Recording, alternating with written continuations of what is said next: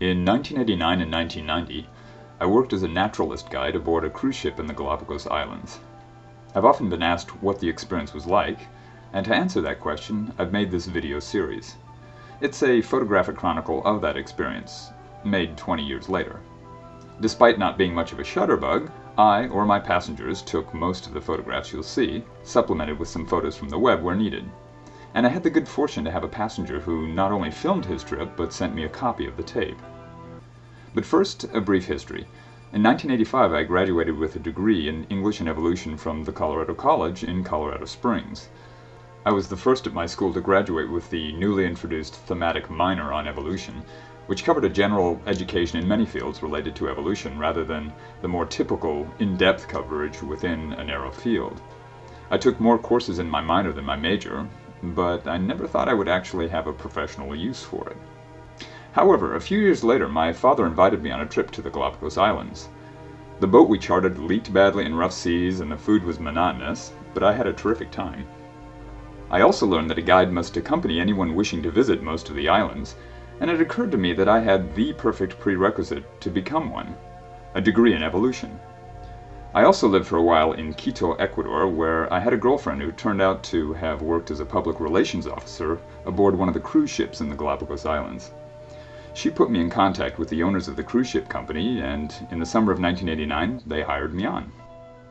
Right after I arrived at the company's main office in Guayaquil, Ecuador, they flew me out to their cruise ship, the Galapagos Explorer, where I spent my first week assisting one of the regular guides to familiarize myself with the job. They then dropped me and a few other guides off in the town of Puerto Ayora on Santa Cruz Island, where we began the intense month-long naturalist guide course at the Charles Darwin Research Station. There we studied the biology, geology, geography, oceanography, meteorology, and history of the Galapagos Islands, as well as learned how to guide and act as park rangers. Despite my rudimentary Spanish at the time, I passed the course and immediately started in as one of a couple dozen of the more extensively trained naturalist guides working on the islands at any one time. I spent the majority of the next year guiding aboard the Galapagos Explorer. We always had 5 to 7 naturalist guides on duty at any one time on the ship. Our weekly schedule started with transporting our up to 90 passengers to Puerto Vaquerizo Moreno on San Cristobal Island. This was usually uneventful, although on one occasion we spotted a female killer whale and her calf cavorting in the bay only a stone's throw from our ship. Once we had everyone on land, one guide would charter a small bus and take those passengers staying with us from the previous cruise from the dry desert coast up to the rainforest highlands. They would then hike up to El Junco, the only permanent freshwater lake in Galapagos. Cold, wet, and with a view usually shrouded in fog, this was my least favorite excursion. But often we would see flying frigate birds dipping their bills to take a sip of water, and when the fog cleared, the view of nearly the whole island could be impressive. The other guides would take the rest of the passengers to the airport and see them off, and greet the newly arriving passengers. We would ferry them to the Galapagos Explorer, divide them into groups of around 14 passengers each, and assign a guide to each group. We would then give them an orientation on shipboard procedures and the daily excursions. Even though I was a rookie, I was the only native English speaker, and most passengers spoke English, plus I enjoyed public speaking, so I soon ended up giving most of the orientations. By the time everyone was settled in and fed a late lunch, there wasn't much daylight left. However, the ship headed to nearby Kicker Rock, where we would take the passengers out in our 14-passenger boats, called pangas, to view the impressive jutting structure with its constantly circling seabird companions. On rare occasions, during low tide and especially calm seas, we would send the pangas through the narrow gap between the two rocks, which could get hairy when a sudden swell passed through the opening and threatened to jam the pangas between the rocks. Then we would return and get ready for dinner. The meals on board were generally okay, but nothing like typical fancy cruise ship fare. Afterward, we would introduce the guides and some of the crew to the newly arrived passengers, and every evening we would give the passengers a slideshow of what to expect during the next day's excursions.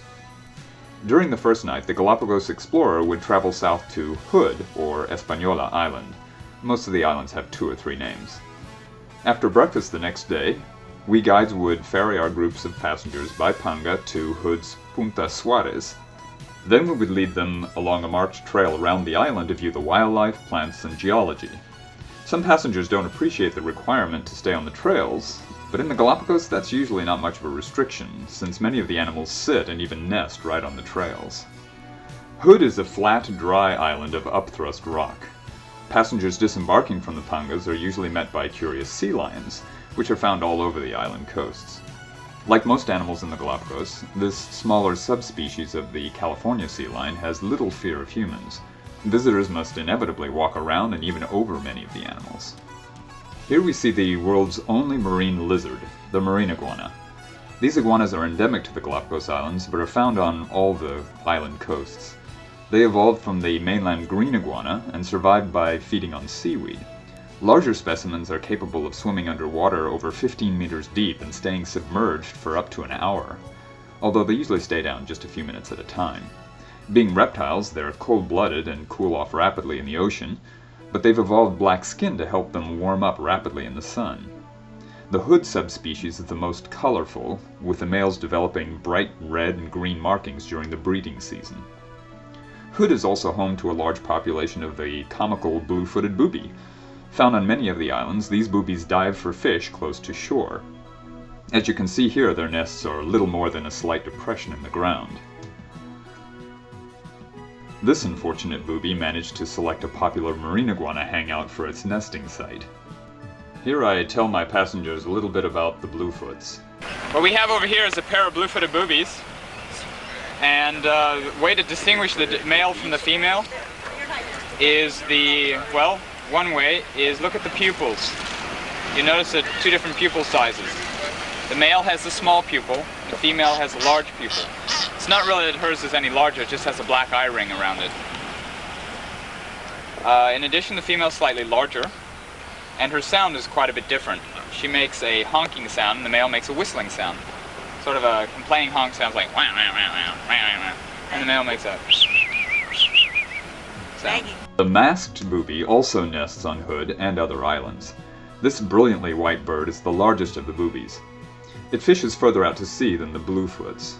Although masked boobies lay 2 eggs in their simple nests, only one ever survives. The first chick to hatch always kills the second, unless it dies before the second hatches.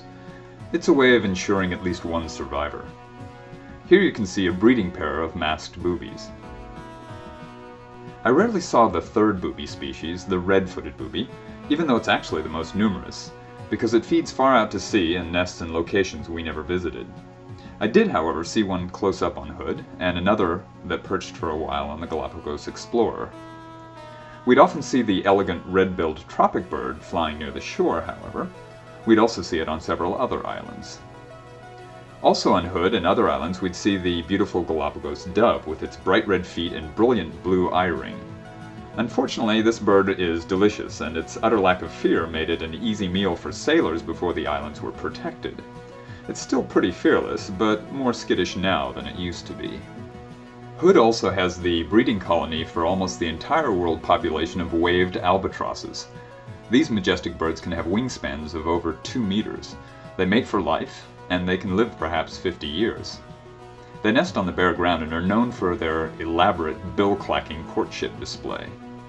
Curiously, the waved albatrosses will often roll their huge eggs to different locations. Blue-footed boobies have been known to steal their eggs and try, unsuccessfully, to incubate them. A favorite geological feature of Hood is the blowhole. Waves channeled into a narrow gap in the rocks explode upward. High tide and rough seas make for a particularly dramatic display. Visitors from small boats without bathing facilities often use it as a shower. The Galapagos is home to several species of predatory endemic mockingbirds, too. The Hood mockingbird is particularly fearless. This one amusingly landed on a panga's ladder, hopped on board, and took a seat as if it were the next passenger in line.